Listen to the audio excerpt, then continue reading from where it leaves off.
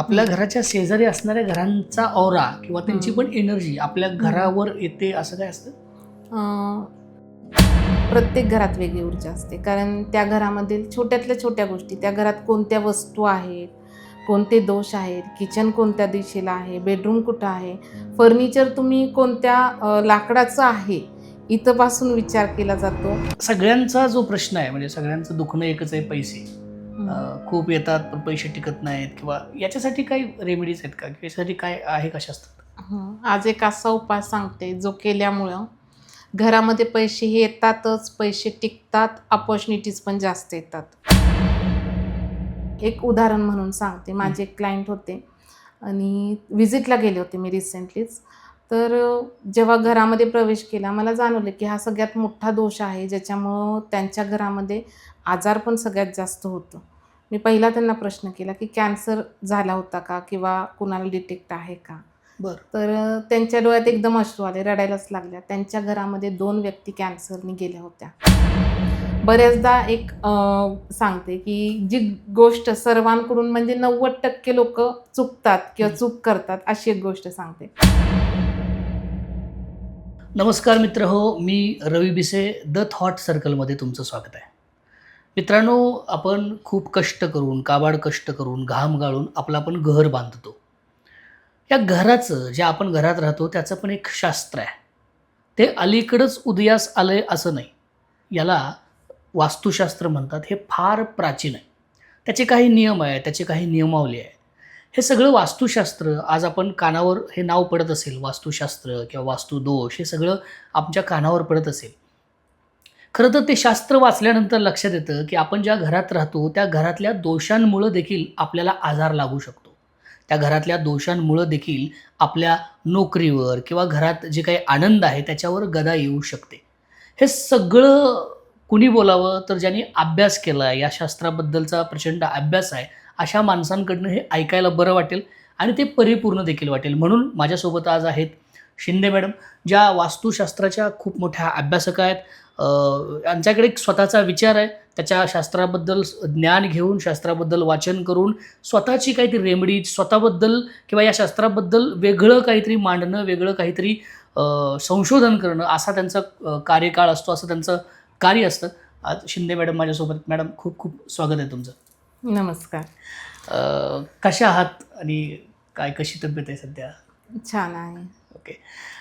मी नेहमी सगळ्यांना हाच प्रश्न पहिल्यांदा विचारतो की कशा आहात, तब्येत कशी आहे? कारण आपण जनरली हेच विचारतो माणसाला की बरोबर तब्येत आहे. कशी आहे. तब्येत ठीक असेल तर बाकी सगळं ठीक आहे. हं. वास्तुशास्त्राचा अभ्यास तुमचा सुरू झाला. आम्ही बघतोय की बऱ्याच ठिकाणी व्हिजिट होतात, बऱ्याच तुमचं काय जे असेल तो अभ्यासानुसार तुम्ही सांगितलं जातं, सुचवलं जातं. हं. वास्तुशास्त्र हे तुम्हाला कधी वाटलं की याच्यात अभ्यास करण्यासारखं आहे किंवा हे एक वेगळं शास्त्र आहे हे मांडावं? कारण तुम्ही तसं उच्च शिक्षित आहात आणि तरीही या सगळ्या गोष्टी. वास्तुशास्त्र हे खरं पाहता, वास्तुशास्त्र म्हणजे बांधकामाचं शास्त्र आणि शास्त्र म्हणजे सायन्स. शिक्षणापेक्षाही मी म्हणेन की सायन्स ज्या पद्धतीने काम करतं ना, त्याच पद्धतीने आपल्या ज्या विद्या आहेत त्या काम करतात. तर वास्तुशास्त्र हे त्याच्यातलीच एक विद्या आहे आणि याचा जो अभ्यास आहे तो मी खूप पूर्वीपासून, म्हणजे माझ्या वयाच्या 13व्या वर्षापासून सुरू केला. बरं. आणि जेवढं खोलामध्ये मी या शास्त्रामध्ये जात आहे आणि जेवढा अभ्यास केलेला आहे, याच्यावरती एक मी सरळ ठामपणे सांगू शकते की किचन या दिशेला असावं किंवा हॉल या ठिकाणी असावा किंवा बेडरूम या दिशेला असावं, एवढ्यापुरतं वास्तुशास्त्र मर्यादित नाही आहे. बरं. वास्तुशास्त्रचा जर विचार केला तर तो एक खूप गाढ अभ्यास आहे. एक असा अभ्यास ज्याच्यामध्ये जमिनीचा रंग कोणता आहे, मातीचा रंग कोणता आहे, बरं. जमिनीचं परीक्षण कसं केलं जातं, या विषयापासून वास्तूमध्ये तुम्ही प्रवेश करता, वास्तूमध्ये कोणते विधी केले जातात, यापर्यंतचा अभ्यास आहे. आणि वास्तू आपल्या आयुष्यामध्ये खूप साऱ्या घटना घडवण्यामध्ये कारणीभूत असू शकते. होते. 1001% वास्तूने फरक पडतो आणि हे शास्त्र मनुष्याच्या आयुष्यात फरक पडण्यासाठी जरूर याचा अनुभव घ्यावा आणि वास्तुशास्त्राप्रमाणे जर प्रत्येक गोष्ट घरामध्ये केली तर त्याचा रिझल्ट हा येतोच. नाही, वास्तुशास्त्र म्हणजे आता आम्हाला मोठं-मोठं एवढं माहिती आहे की बाबा हं. या बाजूला जसं तुम्ही सांगितलं, या बाजूला तुमचं स्वयंपाकघर असावं, इकडे टॉयलेट बाथरूम नसावं. हं. याच्यापेक्षा वेगळं काय? म्हणजे एवढंच तर माहिती आहे मला. म्हणजे वास्तुशास्त्राचा जो ग्रंथ आहे, आपण पुराणाकडे वळूया, मेन ग्रंथांकडे वळूया. तो ग्रंथ आहे मयमत म्हणून, जो भारतामध्ये या ग्रंथाला वास्तूचा सर्वश्रेष्ठ ग्रंथ मानलं जातं. तर हा ग्रंथ कुणी लिहिलेला आहे? तर दैत्यमाता दिती आणि कश्यप ऋषी यांचे जे पुत्र मयमुनी ज्यांना म्हटलं जातं, त्यांनी हा ग्रंथ लिहिलेला आहे. आणि बरं. हा जो ग्रंथ आहे त्याच्या काही पहिल्या काळामध्ये त्याचं फ्रेंचमध्ये अनुवाद झाला, इंग्लिशमध्ये ट्रान्सलेशन झालं आणि नंतर आत्ता काही वर्षापूर्वी मराठीमध्ये देखील तो ग्रंथ आत्ता आपल्याकडं माहिती उपलब्ध आहे. तर याच्यामध्ये जमीन घेण्यापासून, जमीन कोणती असावी, त्याच्यामध्ये कोणते विधी केले जातात, शंकुस्थापना, भूमिपरीक्षण, भूमिशुद्धीकरण, जमिनीमध्ये गर्भविन्य संस्कार ज्याला रत्नविधी म्हटलं जातं, धातू अध्याय, याच्या सहित सर्व माहिती आहे. जी ही माहिती आहे त्या पद्धतीने जर आपण एखादं आपलं घर बांधलं तर त्याचे रिझल्ट्स हे चांगले येतातच. बरोबर. बरं, बेसिक काय असायला हवं म्हणजे घरात आपण कशा पद्धतीनं करता येईल, की सजावट असेल किंवा बाकीच्या गोष्टी आहेत, कशा पद्धतीनं असायला हव्या म्हणजे वास्तुदोष होत नाही किंवा जर वास्तुदोष असेल तर काय काय मागं लागतं? वास्तुदोष असतील म्हणजे ज्याप्रमाणे आपल्या पत्रिकेमध्ये ग्रह आहेत ना, त्याप्रमाणे वास्तूमध्ये ग्रह आहेत. बरं. त्यामुळे वास्तूमध्ये एखादी गोष्ट दूषित आहे किंवा एखादा दोष आहे किंवा चुकीच्या ठिकाणी काही गोष्टी आहेत, तर तो काय होणार? त्या ग्रहाचा इम्पॅक्ट तुमच्या आयुष्यामध्ये होणार आहे. मग ते ग्रह वास्तूनुसार दूषित होऊ शकतात आणि त्याचा परिणाम तुमच्या आयुष्यावरती होतो. म्हणजे जर चुकीच्या ठिकाणी, एक उदाहरण म्हणून सांगते, माझे एक क्लायंट होते आणि व्हिजिटला गेले होते मी रिसेंटलीच. तर जेव्हा घरामध्ये प्रवेश केला मला जाणवलं की हा सगळ्यात मोठा दोष आहे ज्याच्यामुळं त्यांच्या घरामध्ये आजारपण सगळ्यात जास्त होतं.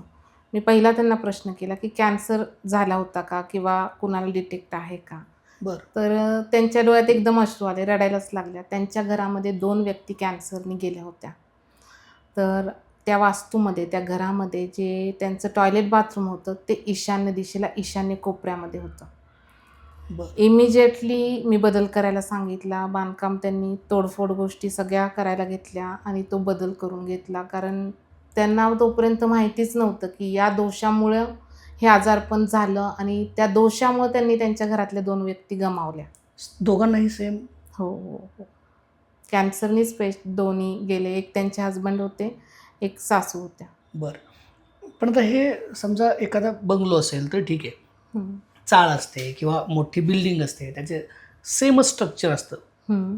तर मग सगळ्या घरातल्यांना सेम आजार होणार किंवा इम्पॅक्ट वेगवेगळे आहेत. म्हणजे कसं आहे, वास्तू काम करते, तशी पत्रिका पण काम करते. म्हणजे घरामध्ये जर एखाद्या बिल्डरनी बिल्डिंग बांधलेली आहे आणि सगळ्या घरांमध्ये सेम दोष आहे. म्हणजे आपण एक असं समजू की नैऋत्येचा एंट्रान्स, ज्याला आम्ही सांगतो की हा एंट्रान्स असेल तर अशा घरामध्ये मेजर प्रॉब्लेम येतात, अपघात योग होतो. South west entrance. तर तसे फ्लॅट घेतलेले आहेत आणि लोकं तिथं राहत आहेत. तर प्रत्येकाच्या आयुष्यात अपघात होईलच असं नाही आहे. पण तो जो एंट्रान्स आहे, जिथं राहूचा प्रभाव वाढतो, अशा ठिकाणी कर्जबाजारीपणा येणं किंवा त्या घरामध्ये वादविवाद जास्त होणं, स्टेबल लाईफ बनतच नाही. कारण ती जी दिशा आहे, ती पृथ्वी तत्वाची दिशा आहे, ज्याला म्हणजे आयुष्यात तुम्हाला स्टेबल व्हायचं असेल, तर घराचा साऊथ वेस्ट कॉर्नर हा बंद पाहिजे बरं. आणि तो ओपन आहे. मग अशा वेळेस कंटिन्यूअस त्या घरामध्ये आर्थिक अडचणी येणं, अपघात होणं, अशा वेगवेगळ्या घटना त्याच साईडच्या फ्लॅटला होतात. त्या वास्तूंमध्ये राहणाऱ्या व्यक्तींना त्याचा अनुभव येतो. बरं. पण हे आता एकदा बांधलं तर मग मोठ्या मोठ्या बिल्डिंग असतात ते कसं करणार? अशा वेळेस जेव्हा मी फ्लॅट निरीक्षण करायला आम्ही व्हिजिटसाठी जातो, सगळ्यात पहिला तर तिथला ऑरा चेक करते. म्हणजे तिथं ऊर्जा कशी आहे. प्रत्येक घरात वेगळी ऊर्जा असते. प्रत्येक घरात वेगळी ऊर्जा असते. कारण त्या घरामधील छोट्यातल्या छोट्या गोष्टी, त्या घरात कोणत्या वस्तू आहेत, कोणते दोष आहेत, किचन कोणत्या दिशेला आहे, बेडरूम कुठं आहे, फर्निचर तुम्ही कोणत्या लाकडाचं आहे, इथपासून विचार केला जातो. तुमच्या घरामध्ये जी झाडं आहेत, तीसुद्धा ऊर्जेसाठी कारणीभूत आहेत. घरामध्ये असलेले पेंटिंग्स, छोट्यातल्या छोट्या गोष्टी पाहाव्या लागतात. प्रथमतः घराची ऊर्जा पाहावी लागते आणि जर काही दोष असतील, तर त्या दोषांसाठी काही उपाय आहेत.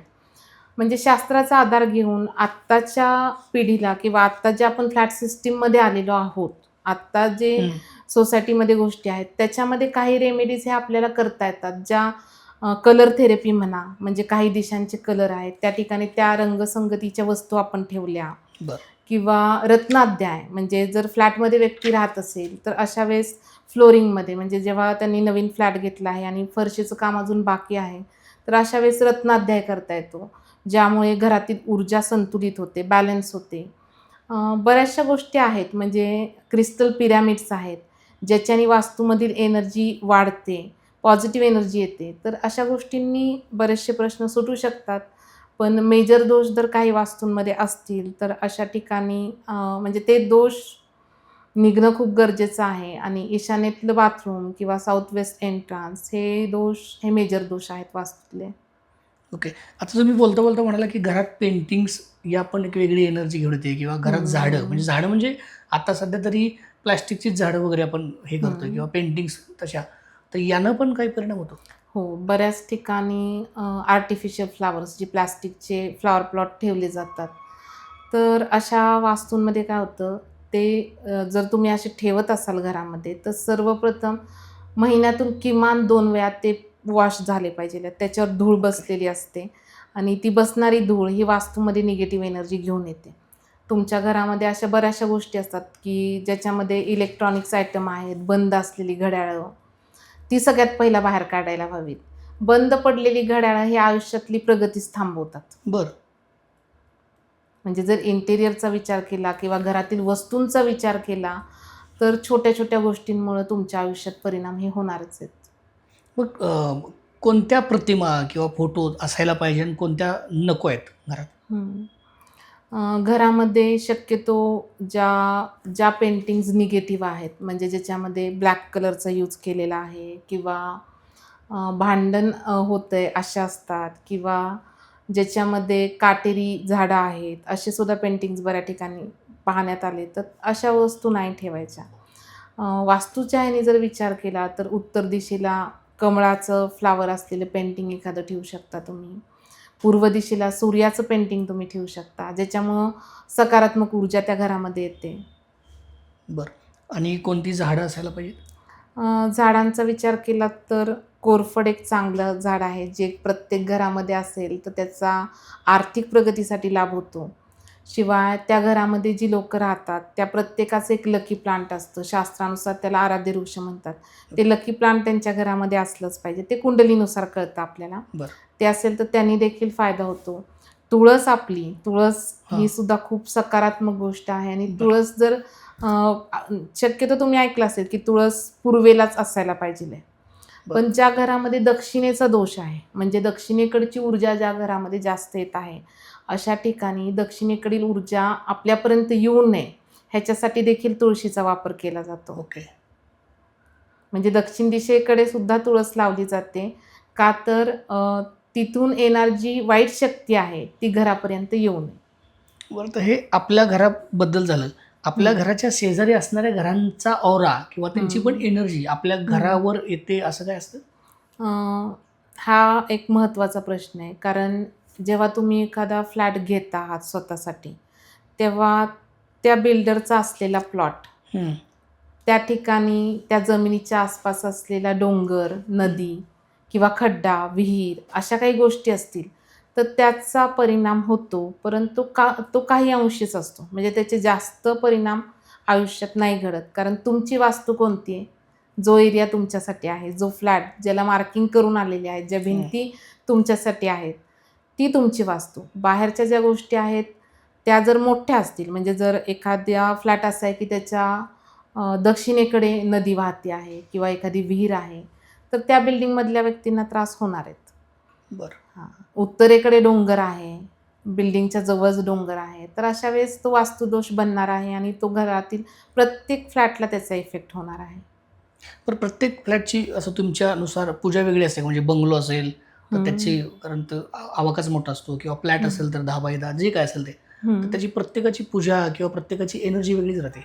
हो. वास्तुशास्त्रानुसार जर एखाद्याला घर बांधायचं आहे, तर त्यांच्यासाठी खूप सोपं आहे. कारण जेव्हा जमिनीपासून आपण विधी करणार आहोत किंवा त्यांचा जो प्लॅन आहे, तो सुद्धा वास्तुशास्त्रानुसार ते बनवून घेऊ शकतात. जमिनीमधले रत्नाध्याय, धात्वाध्याय करता येऊ शकतात.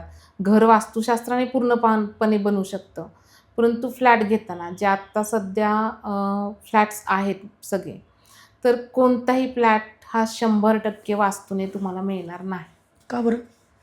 कारण 100% वास्तू बनवणं हे शक्यच नाही आणि बिल्डर्सचे जे प्लॅन असतात, ते फक्त पूर्व-पश्चिम मुख्य घरात डोअर फक्त बघितला जातो त्यांच्याकडून, बाकीच्या गोष्टी बघितल्याच जात नाही आणि एका फ्लॅटचा दुसरा फ्लॅट ही मिरर इमेज आहे.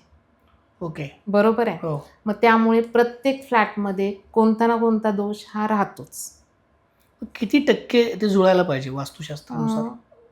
वास्तुशास्त्रानुसार 90% पेक्षा जास्त जर तो फ्लॅट वास्तुशास्त्राने असेल, तर त्या घरामध्ये राहणाऱ्या व्यक्तींना त्याचा प्रचंड लाभ होतो. बरं, आता हे शारीरिक दृष्ट्या बघितलं, मानसिक पण याचा परिणाम होतो का? म्हणजे हो. कसा होतो काय? मानसिकचा जर विचार केला तर वास्तूमध्ये जे पेंटिंग्ज तुम्ही मगाशी मला म्हटलात, तर ते पेंटिंग्ज तुमच्या मनावरती परिणाम करतात. शिवाय मनाचा कोपरा जर वास्तुशास्त्रामध्ये विचार केला तर तो चंद्र म्हणजे ईशान्य दिशा आणि ईशान्य दिशेचा जर विचार केला आणि ईशान्येला काही दूषित गोष्टी आहेत, तर त्या मनावरती परिणाम करतात. मग काही ठिकाणी जेव्हा आपण बघतो की क्रिमिनल माइंडची लोकं असतात किंवा ॲग्रेशन जास्त आहे, चिडचिडपणा जास्त होत आहे, अशा वास्तूमध्ये ईशान्य कट असतो. म्हणजे त्या फ्लॅटलाच तो कट आलेला असतो. म्हणजे वास्तू ही चौकोनी नसतेच. ओके. मग तेव्हा ते जे कट येतात, तेव्हा तिथून येणारी जी सकारात्मक ऊर्जा आहे ती ब्रेक होते आणि ती ब्रेक झाल्यामुळं त्याचा व्यक्तीच्या मनावरती परिणाम होतो. तुम्ही सांगितलं आजारपण पण मागं लागतं, मेंदू म्हणजे मानसिकरित्या ते पण पाठीमागं हो, लागतं. ह्याच्यातला एक वास्तूचा अनुभव सांगते तुम्हाला. एक घर होतं जिथं मी एक 7-8 वर्षापूर्वी गेलेले व्हिजिटसाठी. त्या घराची वास्तू ही षटकोनी होते. म्हणजे बरं. बिल्डरचा जो फ्लोर प्लॅनच होता, तो पूर्ण षटकोनी. म्हणजे भिंती सरळ नव्हत्याच. प्रत्येक ठिकाणी कट जो झालं. कट आहे, म्हणजे त्या कोपऱ्यातून जी एनर्जी येणार आहे, ती कट झाली होती. आणि समस्या त्यांच्या घरात ज्या म्हणाल तर गंभीर समस्या होत्या. म्हणजे प्रत्येक एक नातं त्यांच्या घरातलं ठीक नव्हतं. बरं. वादविवाद जास्त चालू होत्या. लिटिगेशन, कोर्ट केसेस चालू झालेल्या होत्या आणि एवढं सगळं होऊन नंतर त्यांची जी पत्नी होती, म्हणजे बाळ जे जन्माला आलेलं, ते बाळ पण स्पेशल बेबी झालं होतं. म्हणजे त्याच्या ग्रोथला प्रॉब्लेम निर्माण झाली होती. एवढा जास्त त्या घरातल्या व्यक्तींवरती इफेक्ट झाला होता. हे सगळं बांधून झाल्यानंतर वेगळा काही उपाय आहे का याच्यावर? म्हणजे आता तोडफोड तर खूप अवघड गोष्ट आहे, सध्याची खर्चिक गोष्ट आहे. तसं काय असतं का? प्रत्येक घरासाठी वेगळा उपाय आहे. म्हणजे त्या वास्तूमध्ये काय दोष आहेत, त्याच्यावरती उपाय आहेत आणि उपाय काय आहेत? तर कलर थेरपी जसं मी म्हटलं, कलर थेरपी आहे, रत्नाध्याय आहे, धातू अध्याय आहे, हे उपाय असतात. आणि फ्लॅट सिस्टीमचा जर विचार केला, म्हणजे तुमचा मी प्रश्न असा पकडते, की एखाद्या फ्लॅटमध्ये सकारात्मक ऊर्जा आणायची, त्या वास्तूला पॉझिटिव्ह करायचं आहे, तर काय केलं पाहिजे? तर त्या वास्तूमध्ये सगळ्यात सोपा उपाय म्हटलं ना, तर धातू अध्याय. प्रत्येक दिशेचे धातू आहेत आणि धातू काय करतात? एनर्जी फ्लो करतात. एनर्जी आणण्याचं काम धातू करतात. किमान त्या वास्तूमध्ये पी-ओ-पी करताना किंवा सगळं रेडी आणि व्यक्ती राहायला आलेले आहेत, तरी देखील धातू अध्याय करता येतो आणि तो केला तर वास्तूमधील जी ऊर्जा आहे, ती बॅलन्स होते, संतुलित होते. तर ते करणं हे प्रत्येक फ्लॅटमध्ये राहणाऱ्या व्यक्तीला सोपं आहे, म्हणजे करू शकतात व्यक्ती. घराची काळजी कशी घ्यायला हवी? प्रत्येक गोष्टीमध्ये ऊर्जा आहे, बरोबर आहे. तर घरामध्ये ज्या आपण वस्तू आणतो, बऱ्याचदा असं होतं की महिला शॉपिंगला जातात आणि गरज नाही अशा पण गोष्टी आपण घरात आणून ठेवतो, की इथं ही गोष्ट ठेवावी, ती विनाकारण गोष्टी आपण आणत राहतो. तर ती आणणारी प्रत्येक गोष्ट जी तुम्ही आणलेली आहे, ती तुम्ही घरामध्ये एक ऊर्जा घेऊन येते आणि ती ऊर्जा चांगली असण्यासाठी वस्तू आणताना देखील विचार केला पाहिजे.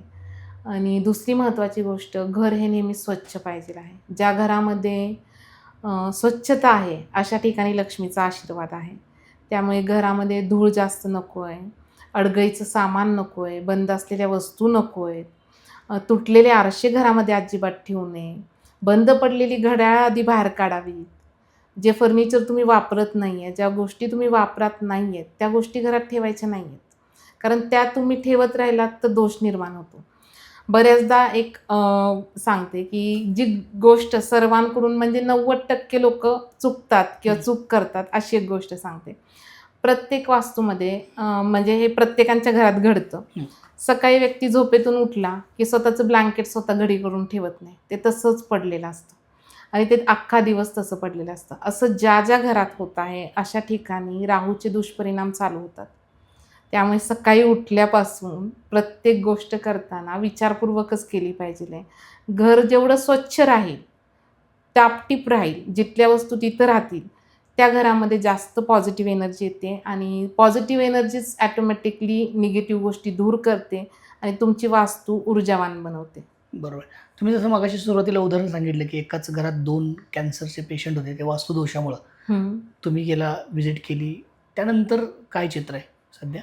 हां, आत्ता त्यांच्या घरामध्ये कोणत्याही अडचणी नाही आहेत. मुलाच्या शिक्षणामध्ये प्रॉब्लेम्स येत होते, ते सुद्धा थांबले. बऱ्याचशा पॉझिटिव्ह चेंजेस त्यांच्या लाईफमध्ये आता आलेले आहेत. इमोशनली त्या ठीक होत आहेत. कारण जेव्हा या सगळ्या गोष्टीतून एखाद्या व्यक्तीला जावं लागतं, की चुकीच्या वास्तूमुळं घडलेल्या गोष्टी, तर त्यातून बाहेर पडायला वेळ होतो. परंतु आता त्यांच्या घरामध्ये खूप सारे चांगले पॉझिटिव्ह चेंजेस झालेले आहेत. आता हे एक सामान्य माणसाचा प्रश्न म्हणून ह्याच्यात श्रद्धा आणि अंधश्रद्धा किती आहे? कारण सगळीकडं वास्तुदोष आणि वास्तुशास्त्र हे बघतोय आम्ही, ऐकतोय. हं. श्रद्धा आणि अंधश्रद्धा कसं समजून कसं घ्यायचं ते? वास्तुशास्त्र हे शास्त्रच आहे आणि ते श्रद्धेने जर तुम्ही केले कोणते उपाय, तर ते होणारच आहे. ह्याच्यामध्ये अंधश्रद्धेचा भाग कुठे येतच नाही. कारण एक तर सायंटिफिकली प्रूव्हन आहे, की प्रत्येक गोष्टीत ऊर्जा आहे. बरोबर आहे? होय. मग आपल्या वास्तूत का ऊर्जा नाही आहे? आहेच ना. आपण जो श्वास घेतो, ज्या वातावरणामध्ये आहोत, आपल्या आसपास ज्या गोष्टी आहेत, आपण ज्या गोष्टी वेअर करतो, घालतो, हं. त्याच्यामध्ये पण ऊर्जा आहे. आणि हे जे वास्तुशास्त्र, हे जे शास्त्र आहे, हे ऊर्जेशी संबंधित आहे. हं. बरोबर. मग याला जोडून असा दुसरा प्रश्न होता, की हं, शहर आणि ग्रामीण भाग याची हं, तुलना केली, हं, तर ग्रामीण भागात आत्तापर्यंत कुणीच वास्तुशास्त्रानुसार घरं बांधलेली नाहीत किंवा माहीत पण नव्हतं. हं, शहरात ते किमान आत्ता माहीत पडतंय. हं, त्या तुलनेत बघितलं तर तिकडं शारीरिक व्याधी कमी आहेत ग्रामीण भागात. म्हणजे हं. टॉयलेटच बाहेर आहे, त्यामुळे तो काही विषयच नाही. पण बाकी सगळ्या गोष्टी आहेतच. हा फरक काय? नाही, तसं नाही आहे. खरं सांगायचं झालं ना, तर आपले जे पूर्वज होते, म्हणजे मधला काही जो पिरियड गेला, त्याच्यामध्ये वास्तुशास्त्र ते सगळ्यात जास्त फॉलो करत होते. जुने घरं बघा, जुने वाडे बघा, त्या ठिकाणी किचन हे आग्नेयमध्येच आहे. दरवाजे हे पूर्व-पश्चिमच आहेत. बरं. कारण आपण जर पृथ्वीचा विचार केला किंवा वारं जे वाहत आहे त्याचा जर विचार केला, तर आपल्या पूर्वजांनी ज्या वास्तू बांधलेल्या आहेत त्या वास्तुशास्त्रावर आधारितच बांधलेल्या आहेत. हं. परंतु मधल्या काही काळामध्ये आपण त्या शास्त्राकडे दुर्लक्ष केलं बरं. आणि शहरीकरण वाढलं आणि शहरीकरणामध्ये आर्थिक फायद्यासाठी किंवा फ्लॅट सिस्टीम ही आली. म्हणजे हं, सगळ्यात हं, पहिला पूर्वी फ्लॅट हं, सिस्टीमच नव्हती आणि जशी फ्लॅट सिस्टीम आली तशी वास्तुशास्त्राकडे दुर्लक्ष झाले. हं. पूर्वीची घरं जर तुम्ही आजही जाऊन पाहिलं ना, तर बऱ्याचशा वास्तू या वास्तुशास्त्रानुसार आहेत. घरातली जी निगेटिव्ह एनर्जी आहे त्याच्याबद्दल आपण बोललो वास्तूची. तर ही निगेटिव्ह एनर्जी थांबवण्यासाठी किंवा काढून टाकण्यासाठी काय तशा सुरुवातीपासून आलेल्या काही आहेत का उपाय तसे? शास्त्रातला उपाय म्हटलं तर घराचा उंबरा. उंबरा बनवताना किंवा उंबऱ्याच्या खाली काही विधी आपण करू शकतो, ज्याला उंबरठा विधी म्हटलं जातं. बरं. तो जो विधी आहे, तो घरात येणाऱ्या निगेटिव्ह एनर्जीला, नकारात्मक ऊर्जेला थांबवतो हं. आणि घरात म्हणजे घराची जी ऊर्जा आहे, ती घराच्या मुख्य प्रवेशद्वारातूनच आत येते. त्यामुळं सकारात्मक ऊर्जा आत यावी आणि निगेटिव्ह गोष्टी, नकारात्मक ऊर्जा तिथंच थांबाव्यात, यासाठी शास्त्रामध्ये उंबरठा विधी सांगितला गेलेला आहे.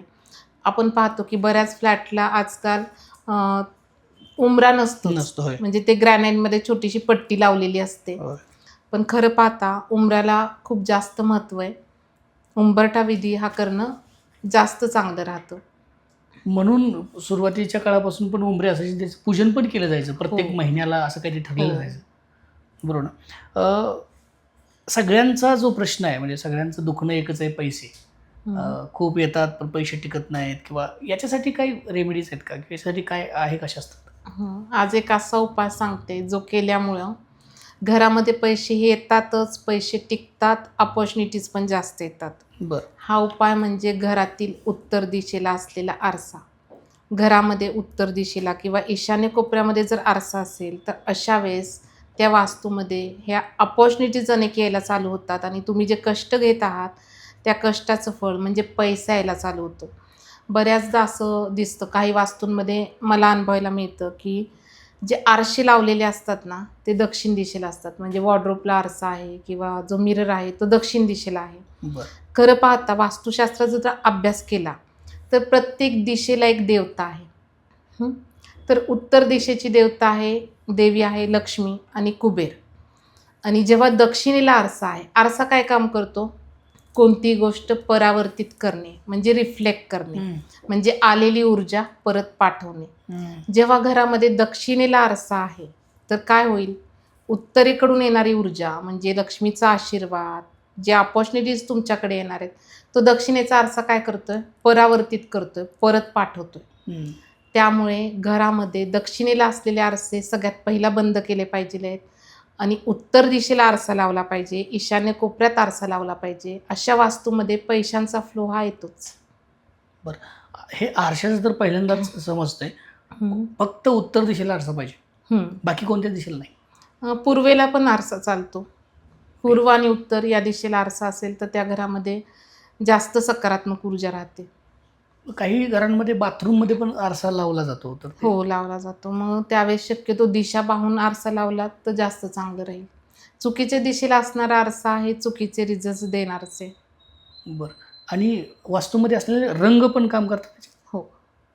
काही ठिकाणी वास्तू म्हणजे खरं काय आहे? वास्तू ही जसं निसर्गातील प्रत्येक गोष्टी आपण म्हणतो पंचमहाभूत, तसं वास्तूमध्येही तत्त्व आहेत.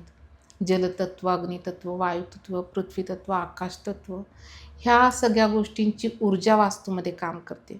त्यामुळे ज्या ठिकाणी जे तत्त्व आहे त्या पद्धतीने जर त्या ठिकाणी वस्तू असतील, उपाययोजना असतील, रंग असतील तर ती वास्तू काय करणार आहे? त्या पद्धतीने फळं देणार आहेत. त्या पद्धतीने त्या घरात राहणाऱ्या व्यक्तींची आर्थिक प्रगती म्हणा, मानसिक हेल्थ म्हणा, शारीरिक गोष्टी हेल्थ म्हणा, सगळ्या गोष्टींवर त्याचा परिणाम होणार आहे. तर वास्तूमध्ये असलेली ही तत्त्व बॅलन्स करण्यासाठी त्या ठिकाणी त्या पद्धतीने जर आपण वॉलला कलर जरी लावला, म्हणजे एखाद्या घरामध्ये जर चुकीच्या दिशेला चुकीचा रंग आहे तरी देखील त्या वास्तूवरती परिणाम होतो. आता याचं एक उदाहरण सांगते. एका व्हिजिटला गेले होते. छोटा त्या नवरा बायको होते. पत्नी शिक्षिका होती एका शाळेमध्ये आणि त्यांचाच 8 वर्षाचा मुलगा शाळेतच जात नव्हता. कितीही काही करा, म्हणजे तो अक्षरशः दरवाजा, त्यांची कंप्लेंट अशी होती की दरवाजापर्यंत जातो, कारणं सांगतो, पोटच दुखतंय, पायच दुखतायत, मला जायचंच नाही आहे. सगळे प्रयत्न करून झाले होते, पत्रिका देखील पाहिली होती, त्यात काहीच दोष नव्हता. पण त्या घरामध्ये एक अख्खी भिंत लाल रंग दिला होता आणि चुकीच्या वॉल दिशेला तो रंग होता. जसं मी गेले आणि तो दोष सांगितला आणि त्यांनी इमिजिएटली काम करायला घेतलं आणि तो बदल केला. त्यानंतर तो व्यवस्थित शाळेला जायला चालू झाला. म्हणजे वास्तूतील रंगसुद्धा तुमच्या आयुष्यावर कसे परिणाम करू शकतात. आता उंबऱ्याचं मग अशी राहून गेलं बोलायचं. उंबऱ्याच्या वरच्या दिशेला पण आपण फुलं लावतो, हार लावतो किंवा वेगवेगळ्या प्लास्टिकची काहीतरी लावतो, तर ते योग्य आहे? हा एक प्रश्न महत्त्वाचा आहे. कारण घराच्या वरती जो आपण हार लावतो किंवा जे काही गोष्टी आपण लावतो त्या आपण पाहण्यात येतात की महिनोन-महिने तशाच आहेत. तुम्ही दिवाळीला हार लावलाय आणि दिवाळीनंतर डिसेंबर आला तरी देखील हार तसाच आहे. सुकलेली गोष्ट आहे ती, निगेटिव्ह ऊर्जा आणणारच. आणि या प्रश्नाबरोबर अजून एक उत्तर तुम्हाला सांगते. जेव्हा या फ्लॅट सिस्टीम आहेत किंवा घर बांधलं जाते, घर बनवलं जातं आहे आणि मुख्य प्रवेशद्वाराच्या वरती गणपतीची प्रतिमा लावली जाते. सगळ्यांच्याच 90% घरामध्ये ही गोष्ट होते. पण खरं पाहता गणपती द्वारपाल देवता आहेत का? नाही आहे. गणपतीचं स्थान हे घरामध्ये देवघरात आहे, दरवाज्यावरती नाही आहे. बऱ्याच ठिकाणी ही चूक आढळते. खूप साऱ्या गोष्टी सांगितल्या तुम्ही आणि ह्या सर्वसामान्य माणसांना बऱ्याच प्रश्नांची उत्तरं मिळतील यातनं, अशी अपेक्षा आहे. जसं तुम्ही सांगितलं की वास्तुशास्त्र हे काही भोंदूगिरी किंवा अंधश्रद्धेची गोष्ट नाही, तर खूप पुरातन काळापासून चालत आलेली आहे. ज्यावेळी वेगळा विषय घेऊन आपण वास्तूबद्दलच आणखी खोल संशोधन करून, आणखी खोल अभ्यास घेऊन आपण नेक्स्ट एपिसोडमध्ये येऊया. आत्ता जे तुम्ही माहिती सांगितली आमच्या प्रेक्षकांसाठी त्याबद्दल खूप खूप आभार. आणि पुन्हा एकदा याल आणि पुन्हा एकदा वेगवेगळ्या विषयावर एपिसोड करू. खूप खूप धन्यवाद. थँक्यू. धन्यवाद.